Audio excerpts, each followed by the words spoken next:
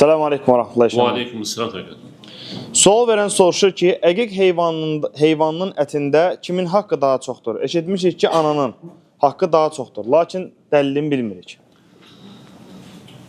Belə bir şey gəlməyib dinimizdə. Yəni əqiq qurbanının ətində kiminsə daha çox haqlı olması. Bu barədə heç bir dəlil bilmirəm mən. Əqiq ümumiyyətlə atanın üzərinə düşən bir məsuliyyətdir. Əqiqin məsuliyyəti atanın üzərinə düşür. Və ata özü, yəni kimə istəsə verə bilər, necə istəsə edə bilər. Yəni onun belə deyək, əqiqin əsas belə deyək, vacib olan, kimə vacibdir? Ataya, atanın üzərində düşür. Ona görə amma anaya daha haqlıdır, anaya daha çox belə bir şey eşitməmişəm mən. Sual verən bir atadır. Deyir, oğlum siqaret çəkir, nə edə bilərəm ki, tərk etsin? Demək, ümumiyyətlə, siqaret özü bizim hal-hazırda günümüzdə də qardaşlar arasında səhlənkarlıq edilən günahlardan biridir. Səbəb nədir? Ümumiyyətlə, siqaretin səbəbi nə? Siqaretin səbəbi odur ki, baxırsan, ətraf mühit, dost, tanış, ümumiyyətlə, o uşağın da siqaretə, əgər ata çəkmirsə, sözsüz ki, yəni ata çəkirsə, onda heç ata özü nümunə olmalıydı, birinci. Amma ata çəkmirsə, yəni gözəl, yaxşı zənn edək, ata çəkmir. Ata çəkmirsə, demək ki, uşaq bunu neyiniyib? Ətraf mühitdən, yəni ətrafında olan siqaret çəkən uşaqlarla və s. bunlardan götürüb bunu. İlk növbədə uşağı nə etmək lazımdır? Buradan nəyə biz diqqət edirik? Uşağı ətrafına diqqət eləmək lazımdır. Kimlə oturur, durur? Siqaret çəkən uşaqlardırmı və s. Uzaqlaşdırmaq lazımdır günah əhlindən. Həmçinin nəsihət etmək, tövsiyə etmək, uşağa siqaretin zərərlərini, zərərli olan tərəflərini bildirmək, bundan da əlavə Allahın haram buyurduğu bir əməl olduğunu bildirmək. Yəni bu cür nəsihət etmək, başqa nə deyə bilərik? Dua etsin, həmçinin dua etsin, atanın duası qəbuldur. Atanın duası qəbuldur. Ata övladının əməli salih olması üçün dua etsin. Allaha dua etsin ki, Allah onun qəlbindən çıxartsın bu xəstəliyi, bu günah əmələ olan demək, istəyi. Növbət sual. Qardaş soruşur ki, namazdayam, imam dayanmışam. Birdən yadıma düşdü ki, dəstəmazım pozulub. Bu halda nə etməliyəm? Və bu halda imam kim dayanmalıdır? İmam əgər yadına düşərsə ki, dəstəmazı yoxdur, İmam dərhal namazdan çıxmalıdır. Dərhal namazdan çıxır. Çünki o halda namazını davam etdirməsi günahdır, haramdır. Namazdan çıxır və arxada olanlardan bir nəfəri qarşıda, yəni o belə deyək, daha imamlığa layiq olan birini çəkir qabağa.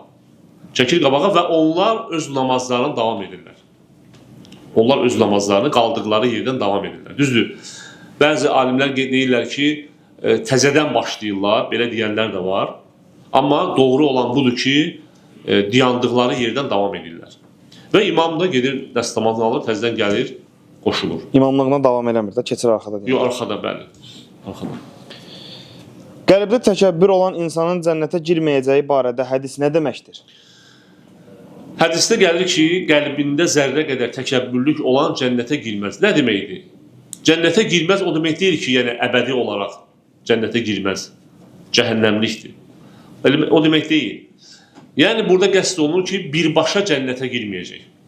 Yəni təkəbbürlük özü çox pis bir qəlbi xəstəlikdir. Xislətdir. Çox pis bir əxlaqdır. Və təkəbbürlük nə edir? İnsanlara xor baxmağı və həmçində haqqı danmağa səbəbdir. Necə ki, Peyğəmbərimiz sallallahu əleyhi və səlləm bu hədisi qeyd edəndə sahabələrdən biri soruşur ki, ey Allahın elçisi, bizlərdən biri gözəl geyinməyi, gözəl paltarlar geyinməyi xoşlayır. Bu da mı təkəbbürlükdür? Peyğəmbərimiz sallallahu əleyhi və səlləm deyir, xeyr, Allah gözəldir və gözəlliyi sevir. Lakin təkəbbürlük deyir, haqqı danmaq və insanlara xor baxmaqdır. Budur. Yəni, insanlara xor baxmaq, özündən aşağı baxmaq və həmçinin haqqı danmaq, sözsüz ki, bunlar böyük günahlardır və bunlar insanı, yəni hədisin mənası odur ki, əgər kimdəsə belə bir xislət varsa, o birbaşa cənnətə girməyəcək. Yəni buna görə müəyyən bir cəhənnəmdə əzab çəkəcək. Amma o demək deyil ki, o cənnətə heç girməyəcək. Təkəbbürlük və kibir eyni şeydir. Təkəbbürlük və kibir eyni şeydir. Kibir bizim Azərbaycan dilində yoxdur, bildiyimə görə. Bizim dildə təkəbbürlük gedir. Kibir əsasən ərəb dilindədir. Qonşuya yaxşılıq etmək nə üçün İslamda bu qədər önəmlidir? Qonşuya yaxşılıq etmək. Ümumiyyətlə, qonşu barədə, qonşunun haqları çoxdur. Bu barədə Peyğəmbərimiz sallallahu əleyhi və səlləmin hədisləri çoxdur. Hətta bir hədisdə Peyğəmbərimiz sallallahu əleyhi və səlləm deyir ki, Cəbrail mənə o qədər qonşu ilə yaxşı davranmağı tövsiyə etdi ki, mən zənn etdim ki, sonda qonşu öz qonşusunun varisi olacaq. Yəni onun mirasına, o mirası ona qalacaq. Yəni elə zənn etdim. Bu barədə niyə görə? Çünki qonşu ümumiyyətlə insanın üzərində olan, yəni o insanlardandır ki, müsəlmanın üzərində onun haqqı var. Həmçinin sən yaxınlığında olur. Sən ona daha diqqət göstərməlisən. Əgər qonşu hətta qeyri-müsəlman olsa belə, yəni xristiyan, yəhudi olsa belə, yenə də qonşuluq haqqı sənin üzərindədir. Sən ona qonşu kimi deməli, öz haqqı, öz borcunu yerinə yetirib, onun hal-əhval tutmalısan və s. Həmçinin Peyğəmbərimiz sallallahu əleyhi və səlləmin həyatına baxanda onun qonşuları ilə necə davranmağı, bir yəhudi uşaq olur, xəstələnir, gedir onu ziyarət eləməyə.